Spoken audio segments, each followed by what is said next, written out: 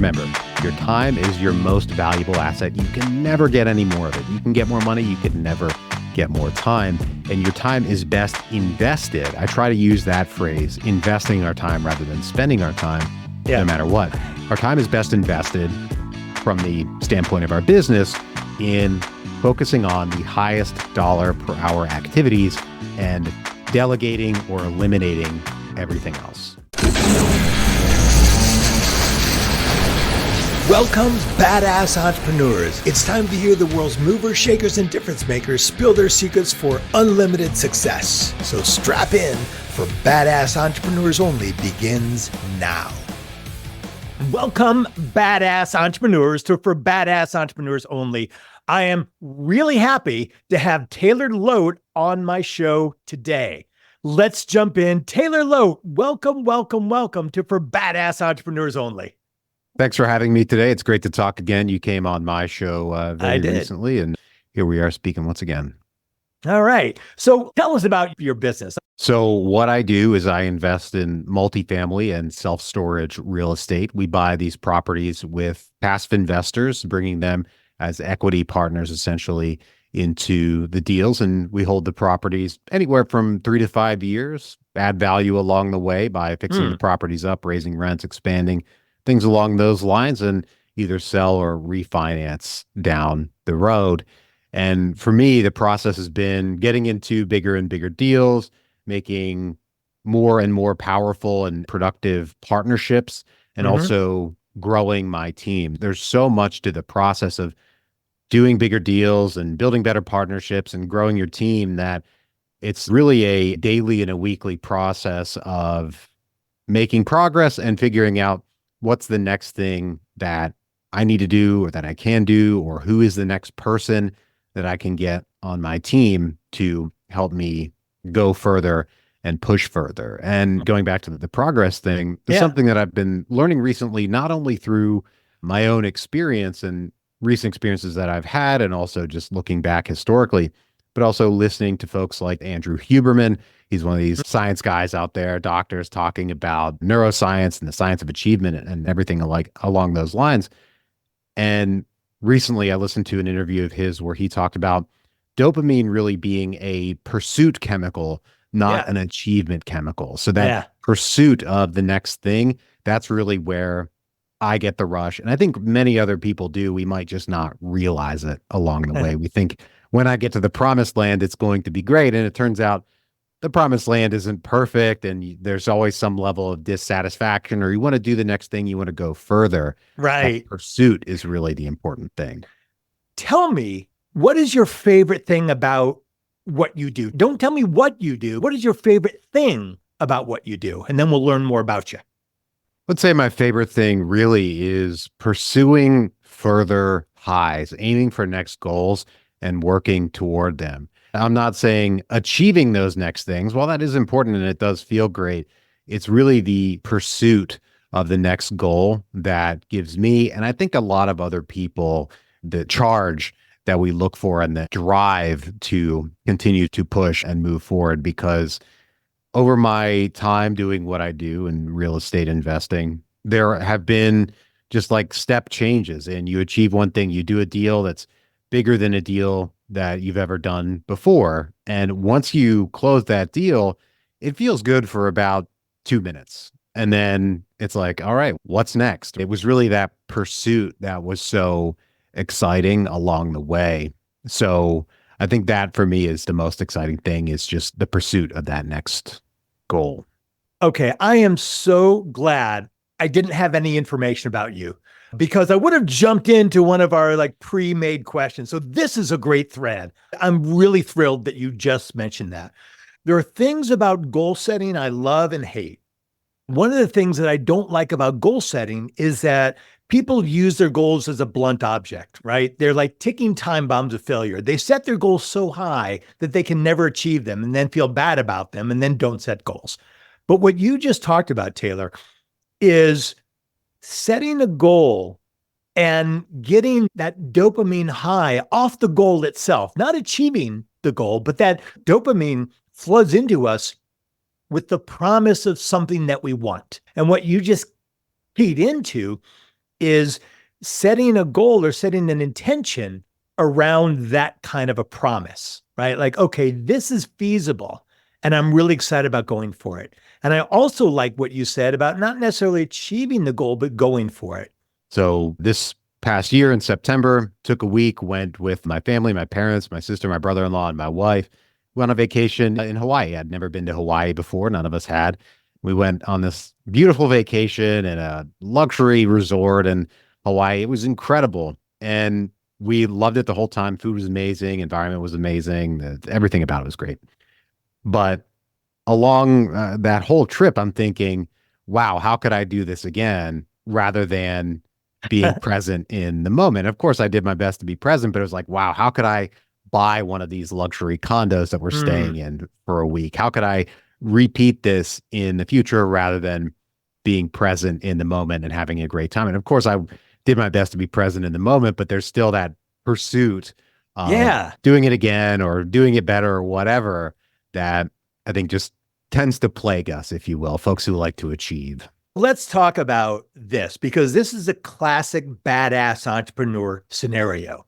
Our superpower is our kryptonite. The thing that makes you so good and so successful at what you do is also the thing that gets in your way regarding day-to-day fulfillment, right? Perfect example. You're having a great time, but your mind is on the future of having the next great time. There's no like little lever to pull or button to push that makes us say, no, this is enough. What I'm doing right now is enough. I don't have to think towards the future. And yet that same thinking is why you're so successful and frankly, why you ended up in Hawaii. That kind of thing is what drives us forward. So how do you manage that in yourself, Taylor? I think it's really a decision in the moment to be satisfied with where you are and what you have, at least if you have enough to get by, meeting the Maslow's hierarchy of needs. Yeah. And also bearing in mind the long run. Where were you 10 years ago? For me, 10 years ago, I wasn't married. I was alone. I was doing things that I didn't want to do. And I was getting things in the direction that I wanted to go, but wasn't quite making the progress just in my life that I wanted to. I wasn't investing my time in things that I wanted to do. I hadn't discovered my now favorite hobby, which is Brazilian Jiu-Jitsu, my favorite leisure activity to get into. Didn't own my own home, wasn't driving a car that I wanted to drive, all these other things. I didn't have what I wanted to have, and I didn't have that really satisfaction. The satisfaction's not about cars or material possessions or anything. Now I'm married to an awesome woman that 10 years ago I never could have imagined. I didn't even think about being married, right? So isn't that funny, right? Because right now you are living a life that 10 years ago you would say, this is it. This is all I need, right? This is the ultimate goal. And now you have it and you're like, okay, what's next? and I think by keeping that in mind, you get more satisfaction in the moment. And also remember that, okay, 10 years from now, I'll probably still have that thing in my mind of what's the next thing that I want to achieve. But as long as I continue to apply myself for the next 10 years, then, we'll be where I want to be 10 years from now, but still I'll be myself. Right. And it's funny. So my wife and I, now we don't have children, but we very may well in the future. And a friend of mine from the gym, he's a few years older than me. He and his wife have triplets. They were born right around the beginning of COVID. So they're, a few years old now, little kids. They're very cute and everything. I was talking to him about being a dad the other day, and he said, make sure before you have kids, you've conquered everything that you need to conquer because they're going to take a lot of your time and focus, as they should. And I had this immediate realization that I'm not built that way. I'm always going to have things to conquer. It's just true. And that helps me accept that in myself more because that's just the way I am. And it's probably the way that I'm going to be 10 years down the road. It's really beautifully said, right? And so how do you negotiate goals within yourself? A lot of entrepreneurs set goals that are ticking time bombs of failure. They're never going to achieve them. And then when they don't achieve them, they feel bad. And then they'll actually set the same goal. And I tell people, cut the goal in half, like make it achievable. So at least you get there, right? How do you go about setting goals to make sure that you feel that they're challenging, but still achievable? Sure. So It's funny you say about setting goals that are unachievable and then they fail and they feel bad.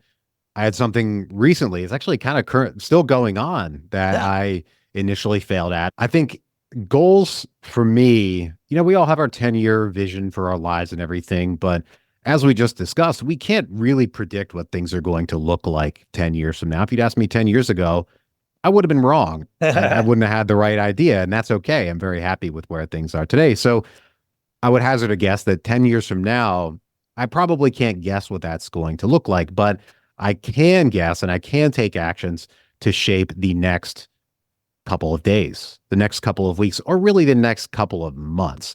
We're Mm. recording this episode just a few days before New Year's, and a lot of folks are making their 2024 resolutions. And when folks talk to me about resolutions, my advice is always don't look at it in terms of the entire year. Break it down into the first quarter of 2024. What are you going to Yeah. get done? What do you want to accomplish? And then how can you chunk that into what are you going to do this week and what action are you going to take today? So something that I failed at, if you will, recently, and I'm still in the process of, want to add 2 team members to my team, 2 overseas virtual assistants. I already have some virtual assistants who Mhm. work for me, and adding more folks on the team will help me take things off of my plate and also help us grow and get more done. So I first started by putting out posts for 2 people for 2 different roles. And frankly, I got massively overwhelmed by the Uh-huh. number of applicants that I had because I put too much on my plate. I didn't prioritize well enough and focus on which of these 2 people is more urgent to add to the team rather than, okay, I went for 2, but you can't focus on 2 things at once. And again, I got Sure. overwhelmed. So as we go back out into the market here in the new year for that new team member, I'll focus on just 1. It won't be the 2. Mhm. It will just be the 1 person in the 1 role. And then also refining my application and hiring process to weed out folks who aren't serious or maybe underqualified or overqualified. So it's a process of learning from our personal missteps and failures. What did I do wrong? And then adjusting along the way. And frankly, the faster you can learn those lessons and adjust, the faster you can get things done and apply those lessons for your processes and everything. You did the right thing. Like you recognize, okay, this isn't working. I got to do it differently. For a lot of people, what happens is they come to that overwhelm part and say, this is too much, right? They nuke the site from orbit. They just go back to what they were doing previously because it was working. Maybe not working the way that they wanted, but it was working, right? So there was a point in your life where you were doing that. You just stepped back from the failure. And then there was a point where you leaned into failure and you learned from it. What do you think made the shift for you? That's an interesting question.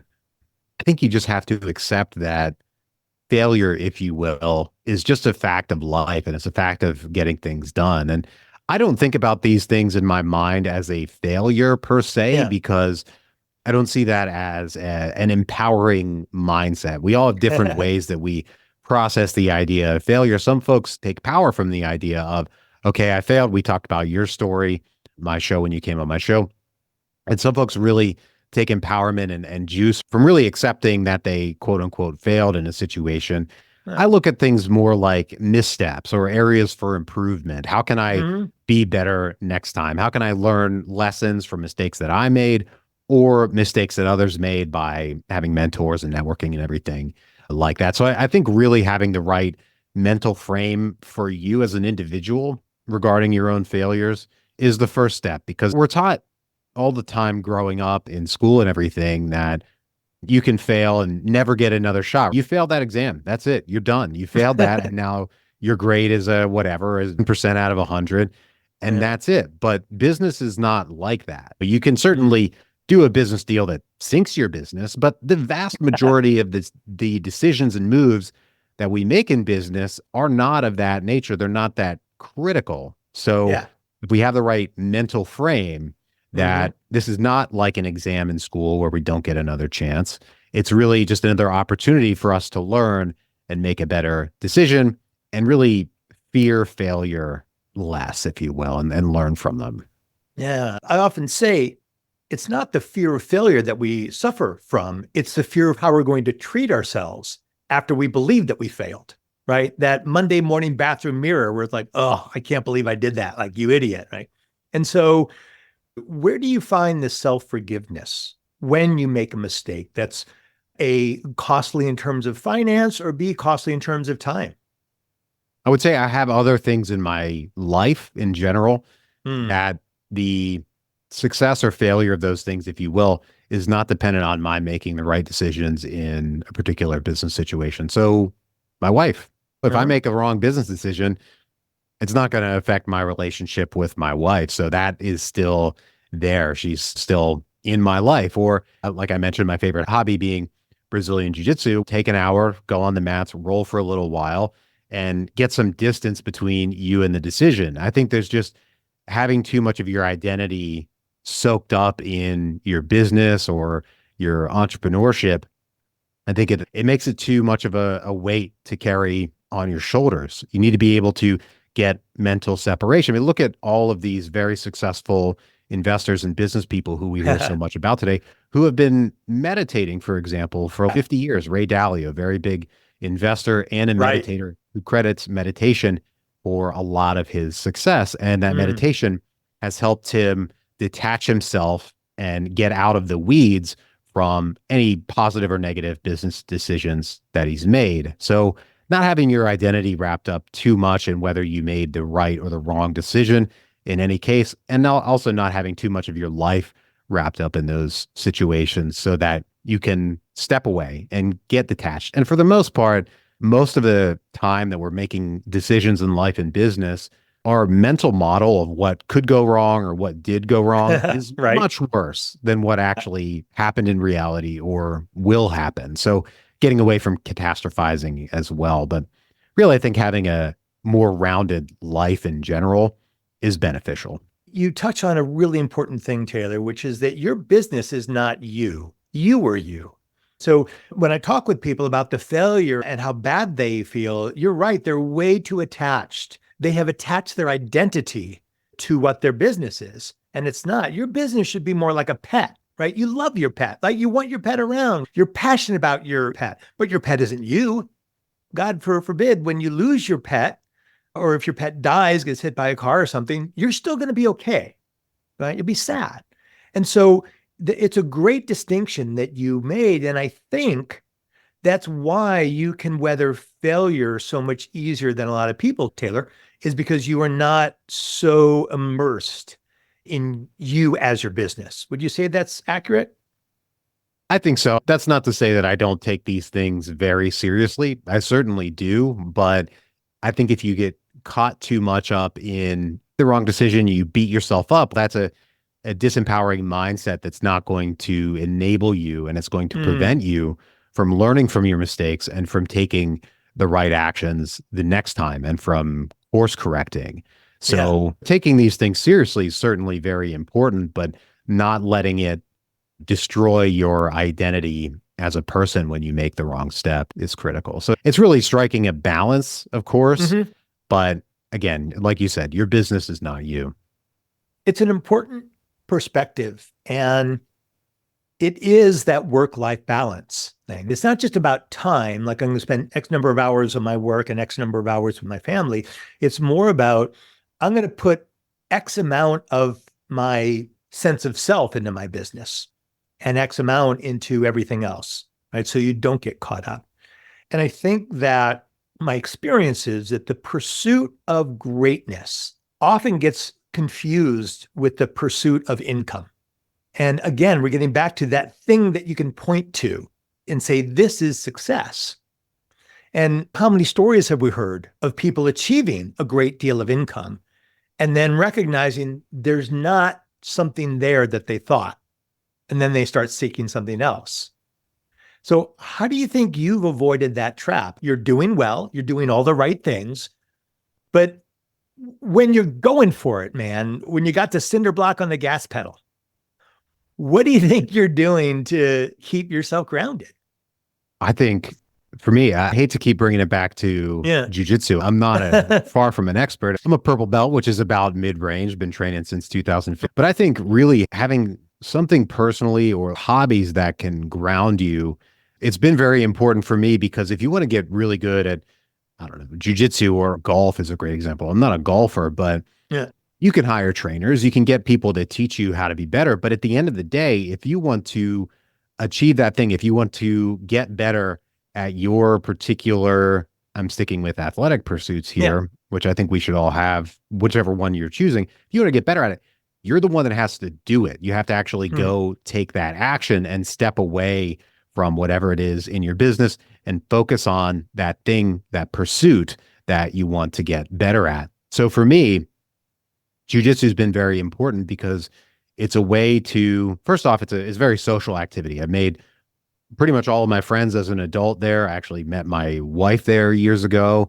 Huh. And it's a way to get away from the business and real estate discussions and everything and shoot the breeze, talk about what's Yeah. going on in life or talk about the game, talk about jujitsu, what's happening, Yeah.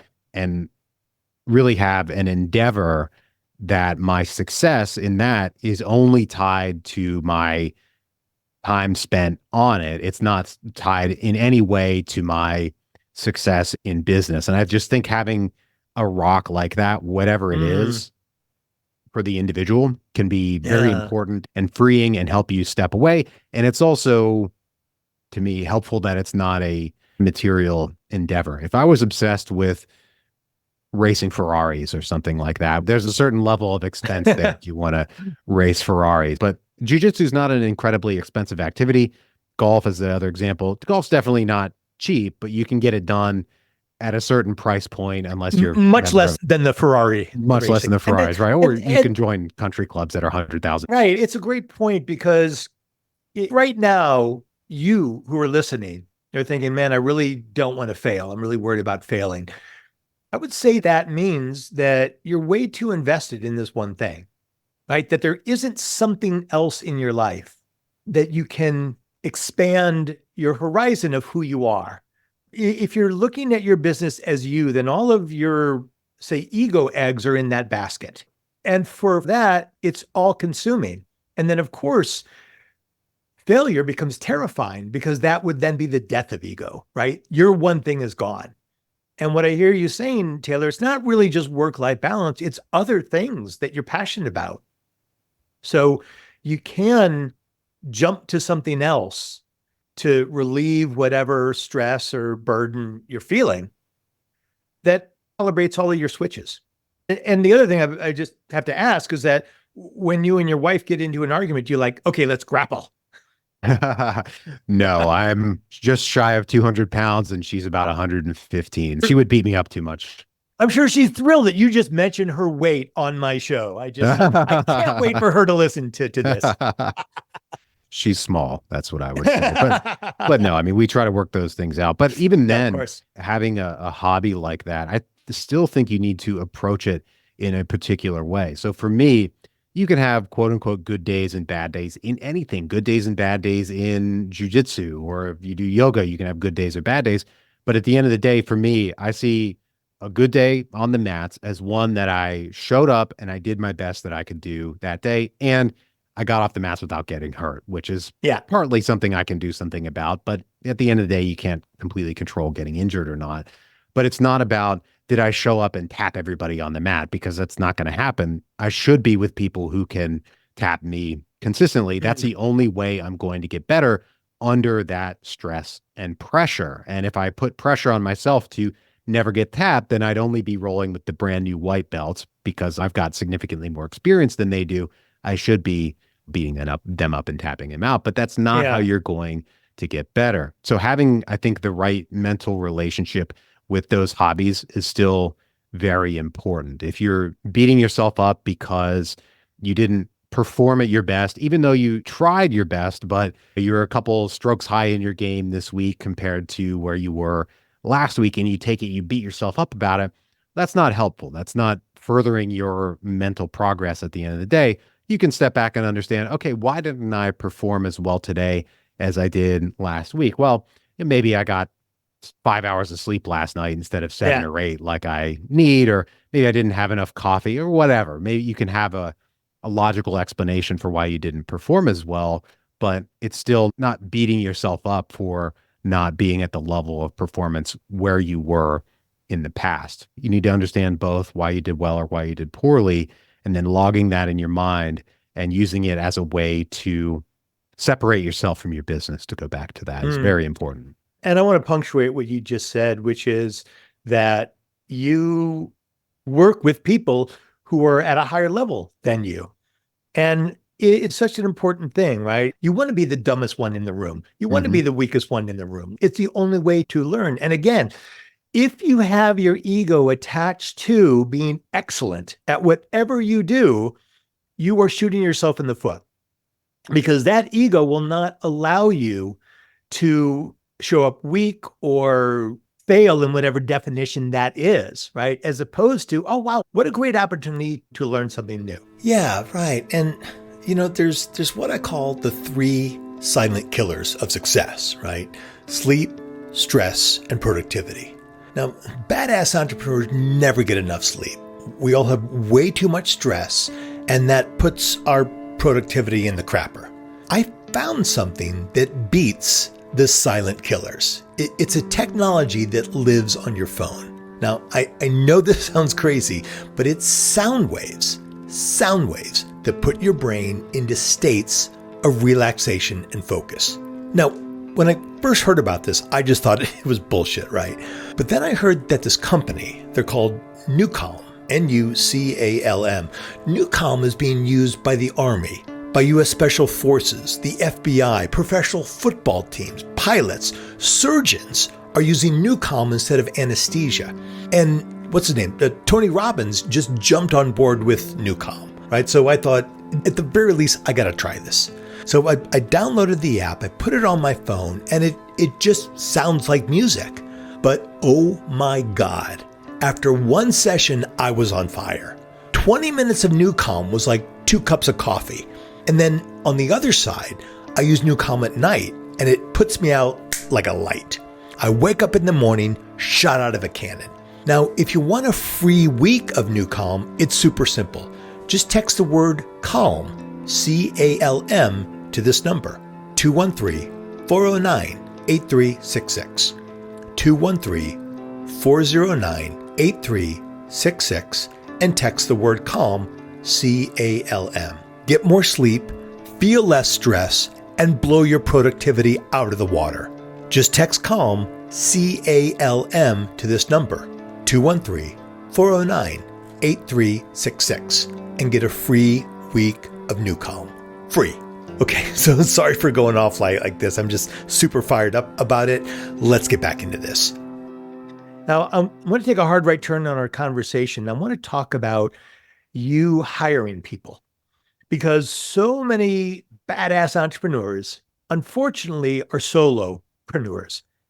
And I hate that, right? I hate the idea of being a solopreneur and like actually declaring that as some kind of great victory, because it's not. Nothing great was ever accomplished alone. And so how did you go from being a solopreneur to saying, yeah, I'm going to hire people. I'm going to take money out of my pocket, give it to other people.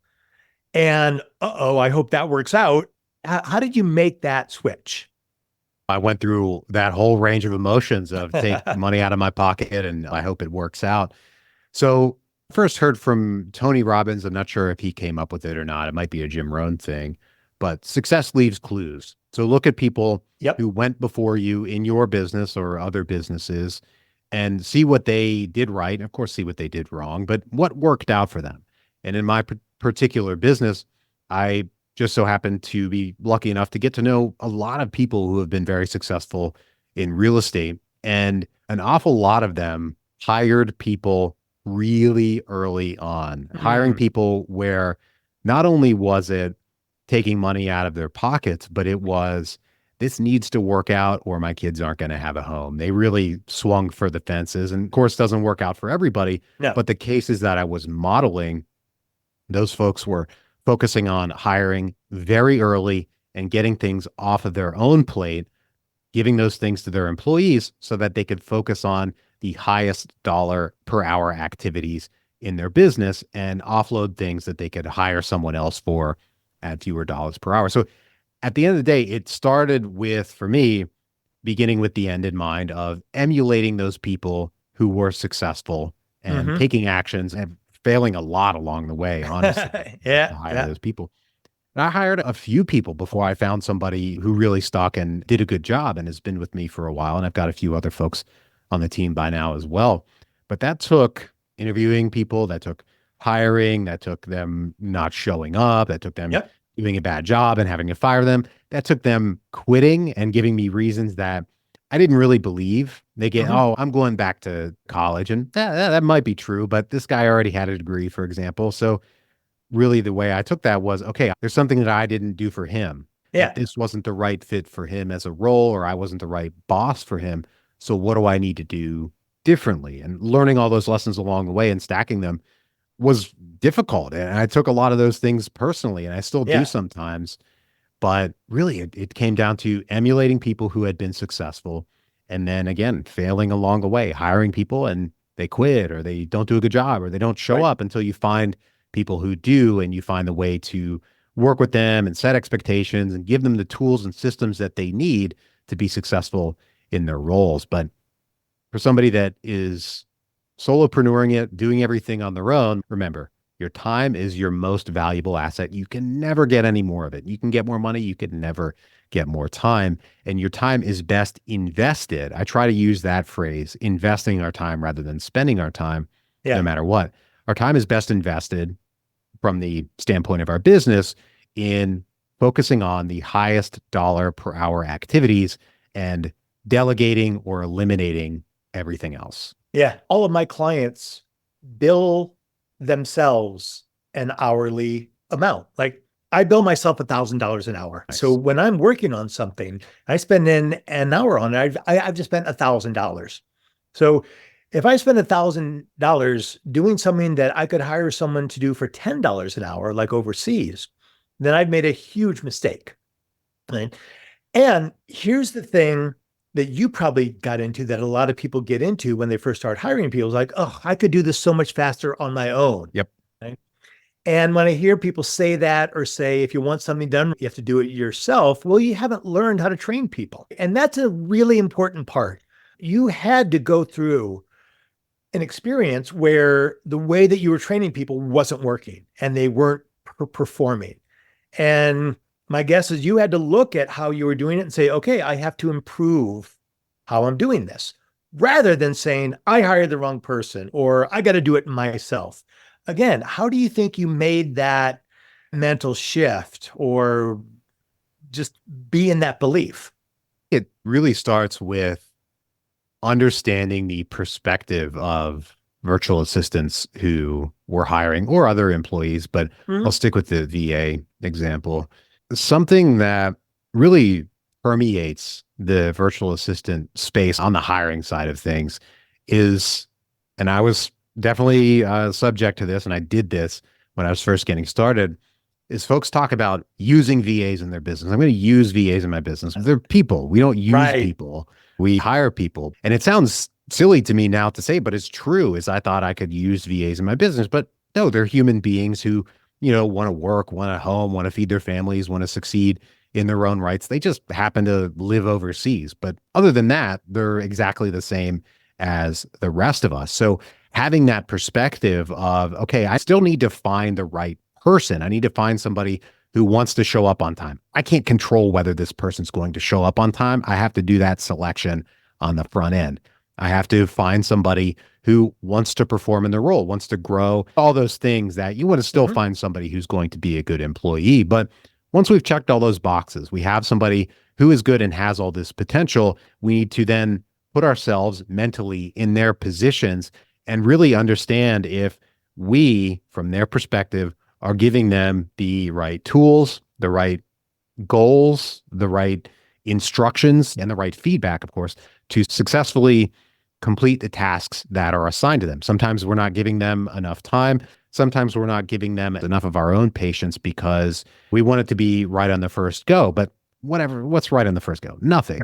So we need to give them constructive feedback so that they understand how to do it right next time, rather than wrangling them. Oh, this isn't right, blah, blah, blah. Yeah. So that all comes back to understanding their perspectives as human beings. And of course, selecting the right people in the first place. And that applies to no matter whether you're hiring someone who's going to be in your office with you or somebody who's overseas. You got to find the right people, but then also bear in mind that they're people and we need to support them in the appropriate ways.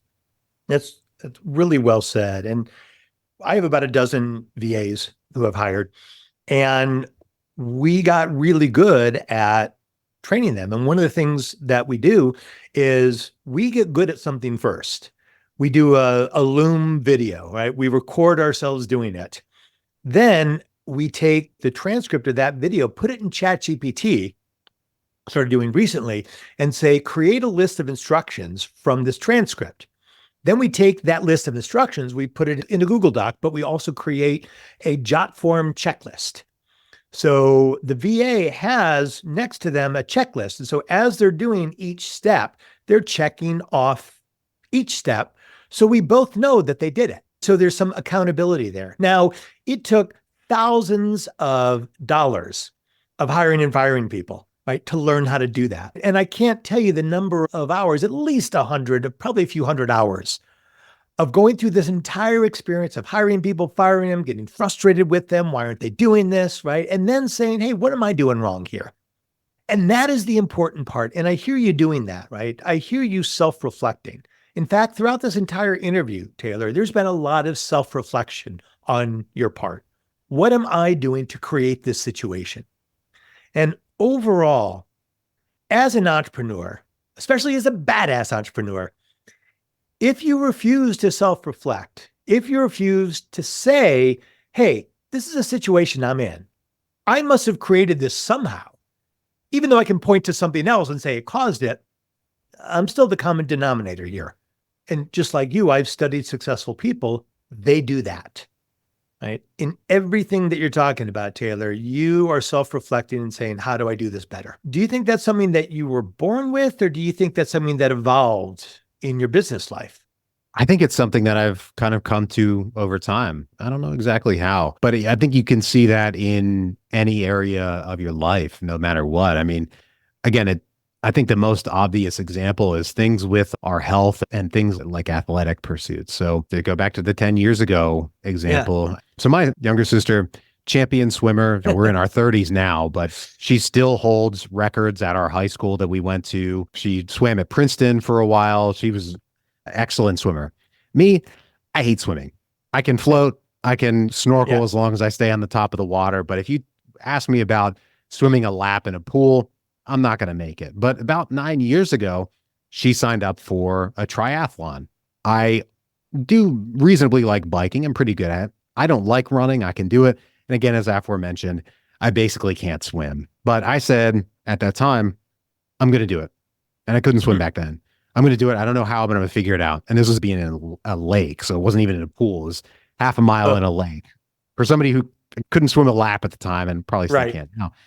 But what I did is then I dedicated the following probably about 6 or 7 months at a time to teaching myself how to swim, teaching myself how to swim laps. And I actually ended up making it around. I got second in my age bracket at that time. Did not do very well on the swim, by the way, but I made it up on the bike and the run.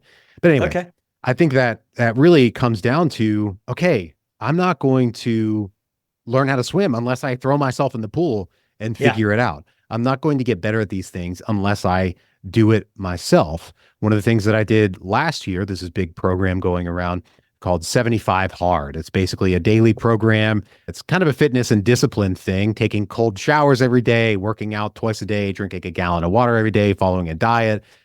That only happens if you do it. Yeah, if you're rich and successful, you can hire somebody to follow you around and make you not break your diet and throw you in the cold shower, but still only happens if you make yourself do it. And I think for me, a lot of that mindset in business is it only happens if, if I take responsibility for these things, has come about as trying harder and harder things from a discipline standpoint in a physical pursuit region. I'm not setting any records. I'm just trying to be better than I was.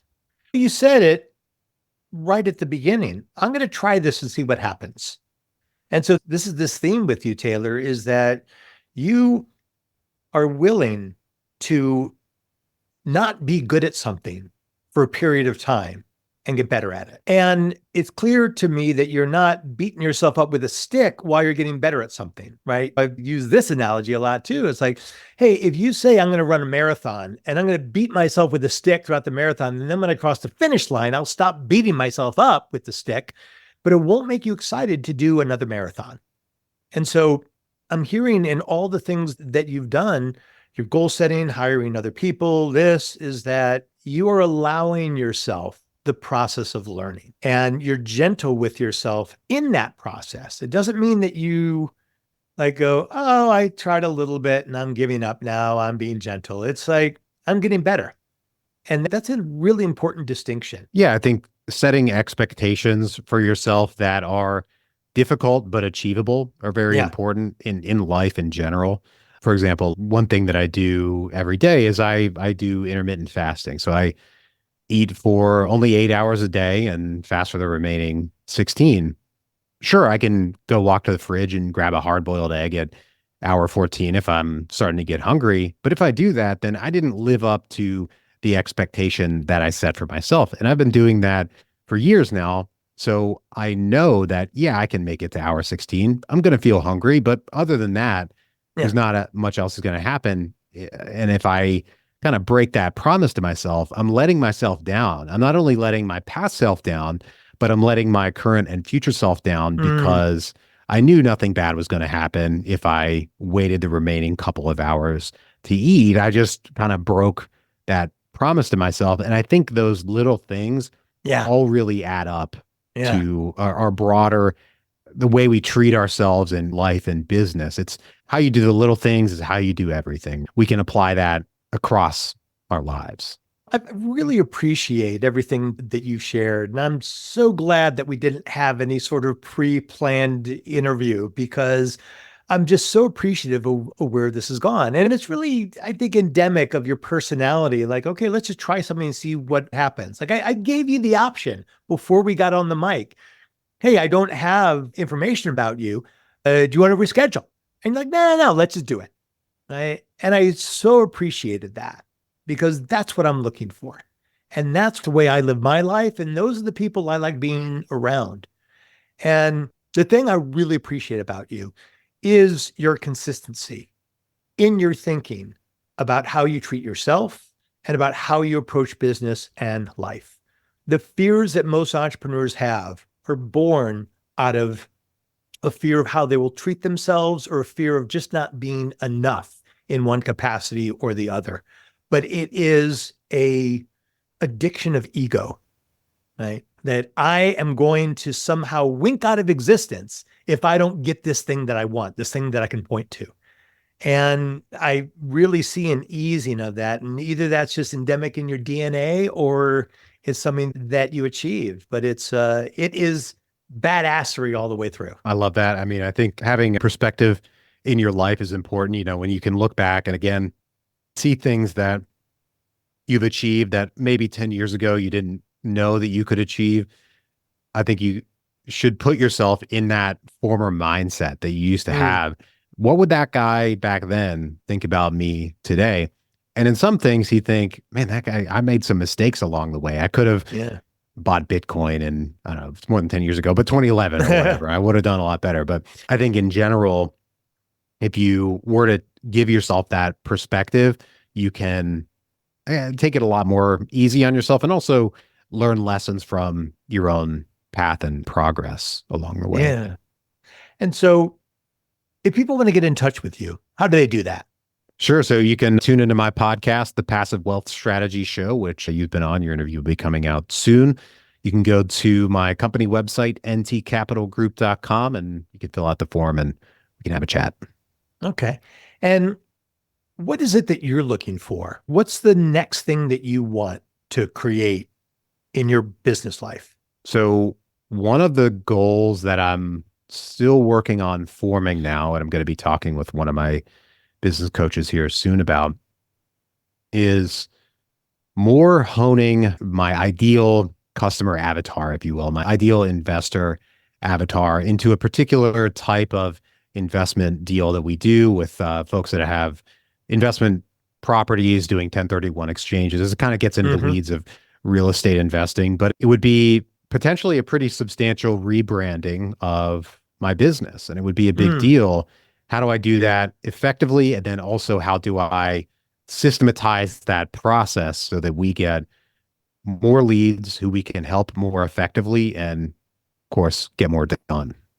Yeah, that's beautiful. And it sounds like you're really setting yourself up for some really big potential failure. I love it. Taylor Loht, thank you so much for coming on for Badass Entrepreneurs Only. Would you give us your website one more time, please? Sure. My show is at passivewealthstrategy.com, and my investment company is ntcapitalgroup.com. Thanks again, Taylor. It's been just dynamite talking to you. Thanks for having me. Hey, one last thing. If you're feeling stuck in business life, wherever, download my book, Jumping the Gap, Kill Your Story and Take Action. In this book, you'll see how the stories that you tell yourself are stopping yourself from living your greatest life. Just text the word GAP, G-A-P, to this number, 213-409-8366. 213-409-8366, and text the word GAP. It's a short read, it's fun, it's easy, and if you hate reading like I do, you can grab the audiobook. It's at that same link. Just text the word GAP, G-A-P, to 213-409-8366. You'll love it. All right, that's it. Go out there and be badass today.